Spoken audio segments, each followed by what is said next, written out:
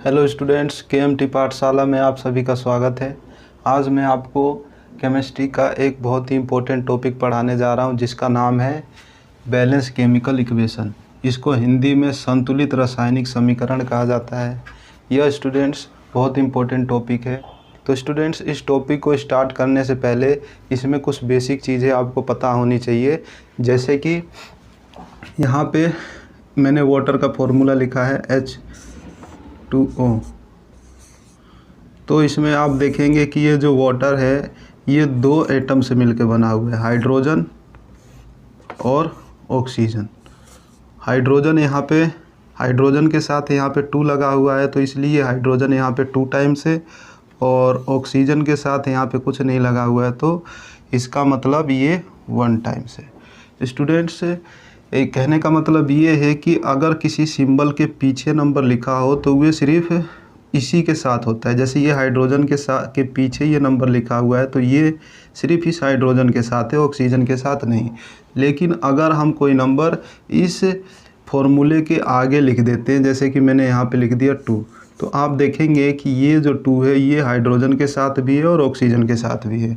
तो अब इस केस में यहाँ पे हाइड्रोजन के साथ ये 2 भी है और ये 2, तो आप इस 2 की मल्टीप्लाई 2 से करोगे तो ये यहाँ पे जो हाइड्रोजन है वो 4 टाइम्स है, और जो ऑक्सीजन है 2 की मल्टीप्लाई ऑक्सीजन के साथ कुछ नहीं लिखा है तो आप यहाँ पे 1 लिख सकते हो। तो 2 की मल्टीप्लाई आप 1 से करते हो तो ये 2 टाइम्स हो जाएगा। ठीक है। तो स्टूडेंट्स ऐसा ही एक दूसरा एग्जाम्पल है। जैसे कि मैं यहाँ पे H2SO4 ये एक सिंबल लिख लेते हैं, H2SO4। तो स्टूडेंट्स आप ये देखोगे कि ये जो मैंने केमिकल फार्मूला लिखा हुआ है, इस केमिकल फार्मूले में 3 सिंबल हैं, हाइड्रोजन, सल्फर और यहाँ पे ऑक्सीजन। और आपने देखा कि ये हाइड्रोजन के साथ यहाँ पे 2 लगा हुआ है, तो इसलिए ये हाइड्रोजन यहाँ पे 2 टाइम्स है।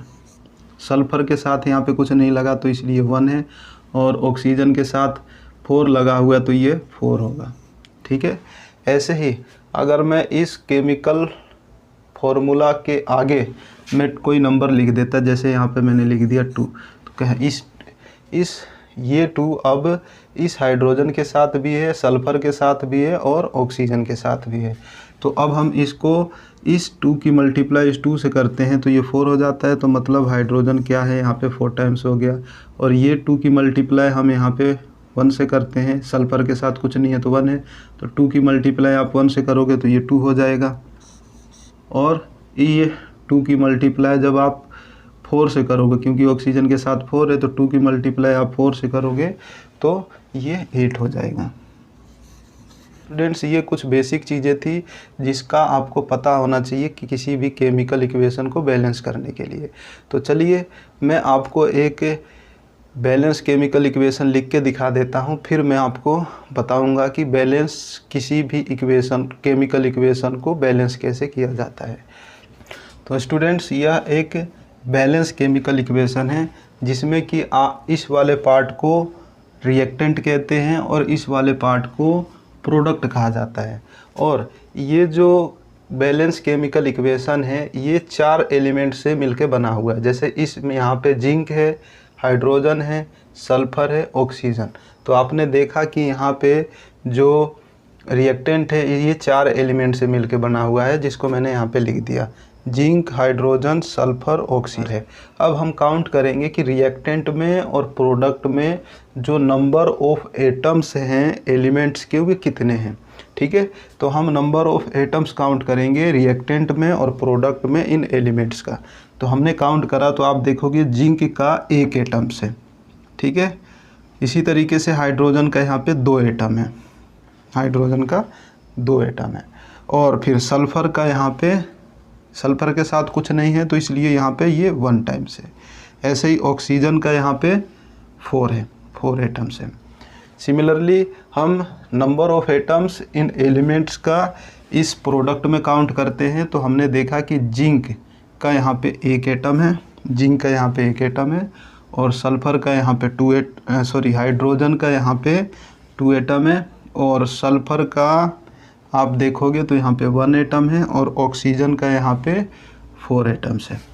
तो स्टूडेंट्स आपने देखा कि जो नंबर ऑफ एटम्स है इन एलिमेंट्स का रिएक्टेंट में और प्रोडक्ट में वे सेम है, तो इसलिए ये जो इक्वेशन है ये बैलेंस केमिकल इक्वेशन कहलाएगी। तो स्टूडेंट्स आप देख रहे हो कि यहाँ पे मैंने एक केमिकल इक्वेशन लिखा हुआ है, ठीक है। और इस केमिकल इक्वेशन में हमने यहाँ पे एलिमेंट्स की संख्या काउंट करेंगे रिएक्टेंट में, और ये प्रोडक्ट है, ठीक है। तो इस रिएक्टेंट में हमने एलिमेंट की संख्या काउंट करा, तो यहाँ पे कार्बन, हाइड्रोजन, क्लोरीन 3 एलिमेंट है जिसको मैंने यहाँ पे लिखा। अब हम इसमें क्या करेंगे कि ये जो रिएक्टेंट है, रिएक्टेंट में एलिमेंट्स के जो एटम हैं वे कितने हैं उनको हम काउंट का यहाँ पे आप देखोगे कि कार्बन के साथ कुछ नहीं लगा हुआ है, तो कार्बन का यहाँ पे एक एटम है। सिमिलरली यहाँ पे हाइड्रोजन के साथ 4 लगा हुआ है, तो हाइड्रोजन का यहाँ पे 4 एटम है। और क्लोरीन के साथ यहाँ पे 2 लगा हुआ है, तो ये क्लोरीन का यहाँ पे 2 एटम है, ठीक है स्टूडेंट्स। अब नेक्स्ट ऐसे ही हम यहाँ पे इस एलिमेंट के जो एटम्स है प्रोडक्ट में उनको काउंट करते हैं। तो हमने देखा कि प्रोडक्ट में यहाँ पे कार्बन के साथ कुछ नहीं है, तो ये 1 है। क्लोरीन के साथ हाइड्रोजन है, हाइड्रोजन के साथ कुछ नहीं है, तो ये 1 है। और क्लोरीन का आप देखोगे तो यहाँ पे 4 और 1 5, तो यहाँ पे क्लोरीन का 5 है। तो स्टूडेंट्स आप इसमें देख रहे हो कि जो नंबर ऑफ एटम रिएक्टेंट में है और प्रोडक्ट में है वे अलग अलग हैं, तो इसलिए ये बैलेंस केमिकल इक्वेशन नहीं है, तो हम इसको बैलेंस करेंगे। तो हमने देखा कि सबसे पहले ये जो कार्बन है इसके एटम रिएक्टेंट में और प्रोडक्ट में दोनों तरफ सेम है, तो इसको सेम रहने देंगे। और उसके बाद हम क्या करेंगे कि हाइड्रोजन 4 टाइम्स है और यहाँ पे हाइड्रोजन सिंगल है, तो हम क्या काम करेंगे कि हाइड्रोजन को 4 टाइम्स बनाएंगे। 4 टाइम्स बनाने के लिए स्टूडेंट्स हमने इस 4 हाइड्रोजन के साथ यहाँ पे 4 से मल्टीप्लाई कर दिया, ठीक है। इसको 4 से मल्टीप्लाई किया, तो 4 की मल्टीप्लाई इसके साथ करा हमने, ठीक है। तो आप जब हमने इसके साथ किया तो स्टूडेंट्स आप देखोगे कि ये CH4 ये ऐसे का ऐसा, इसको भी ऐसे उतारा, और ये एरो भी ऐसे, इसको भी ऐसे लिखा, और यहाँ पे इस हाइड्रोजन और क्लोरीन के आगे 4 आ गया, ठीक है। तो 4 आ गया, तो यहाँ पे जो हाइड्रोजन की संख्या हुई 4 हो गया, और क्लोरीन की संख्या भी यहाँ पे 4 हो जाएगी। तो अब हम number of atoms in elements के रिएक्टेंट में और प्रोडक्ट में काउंट करते हैं। तो यहाँ पे आप देखोगे कि जो नंबर ऑफ एटम है कार्बन का 1 है, हाइड्रोजन का 4 है, क्लोरीन का 2 है, और प्रोडक्ट में इन एलिमेंट्स के जो एटम हैं वे हैं कार्बन का 1, हाइड्रोजन का 4 और क्लोरीन का 8 है। तो स्टूडेंट्स आपने देखा कि यहाँ पे जो नंबर ऑफ एटम है फिर भी सेम नहीं, 2 सेम हो गए हैं, ये कार्बन का और ये हाइड्रोजन का। हमने जब यहाँ पे 4 से मल्टीप्लाई किया, तो सिमिलरली अब हमारे पास यहाँ पे क्या काम करना है कि क्लोरीन जो है ये अनबैलेंस है, तो इसको बैलेंस करेंगे। तो बैलेंस करने के लिए हम क्या करेंगे, 2 को 8 बना देंगे। 2 को 8 बनाने के लिए हम क्या काम करेंगे, इसको 4 से मल्टीप्लाई। तो जब हम इसको 4 से मल्टीप्लाई करेंगे तो यहाँ पे हमारे पास स्टूडेंट्स, क्योंकि ये रिएक्टेंट है तो रिएक्टेंट में हमने क्लोरीन को 4 से मल्टीप्लाई करना है, तो इसलिए हमने क्या करा कि यहाँ पे जो रिएक्टेंट है CH4 इसको ऐसे का ऐसा लिखा, और क्लोरीन के साथ हमने यहाँ पे 4 से मल्टीप्लाई कर दिया। तो क्लोरीन के साथ 4 से मल्टीप्लाई किया, और ये जो हमारा प्रोडक्ट है जो ऐसे का ऐसा था इसको हमने यहाँ पे उठा के लिख दिया है। अब हम स्टूडेंट्स स्टेप 3 में ये देखेंगे कि जो नंबर ऑफ एटम्स हैं इन एलिमेंट्स के वे कितने हैं।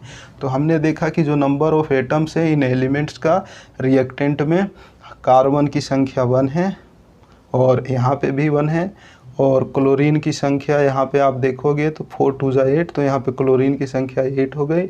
और इधर हम काउंट करते हैं तो यहाँ पे क्लोरीन यहाँ पे ये 4, और ये 4 इसके साथ भी है, हाइड्रोजन के साथ भी है, और ये क्लोरीन के साथ भी है, तो ये 4 और ये 4 मिलके 8 हो जाएंगे, ठीक है। तो यहाँ पे जो क्लोरीन है वो 8 टाइम्स हो गया। अब हमारे पास हाइड्रोजन है, तो हाइड्रोजन हम देखते हैं, तो हाइड्रोजन यहाँ पे 4 टाइम्स है, तो हमने यहाँ पे 4 लिख दिया, और यहाँ पे भी हाइड्रोजन के आगे 4 लगा हुआ है, तो ये भी हाइड्रोजन 4 टाइम्स है। तो अब स्टूडेंट्स आप देख रहे हो कि जो इस रिएक्टेंट में और प्रोडक्ट में नंबर ऑफ एटम्स की जो संख्या है वो बराबर है, तो इसलिए यहाँ पे ये chemical equation balance chemical equation होगी। तो स्टूडेंट्स, यदि आपको मेरी ये वीडियो अच्छी लगी तो आप इसे लाइक कर दें, शेयर कर दें और सब्सक्राइब कर दें, ताकि मैं ऐसे इम्पोर्टेंट्स टॉपिक आपके बीच लाता रहूं। और यदि आपको इस टॉपिक से रिलेटेड कोई डाउट रह जाता है तो आप मुझे कमेंट के द्वारा या फिर मुझे इंस्टाग्राम और फेसबुक पे आप फॉलो कर सकते हैं, जिसका मैं लिंक आपको डिस्क्रिप्शन बॉक्स में दे दूँगा। धन्यवाद।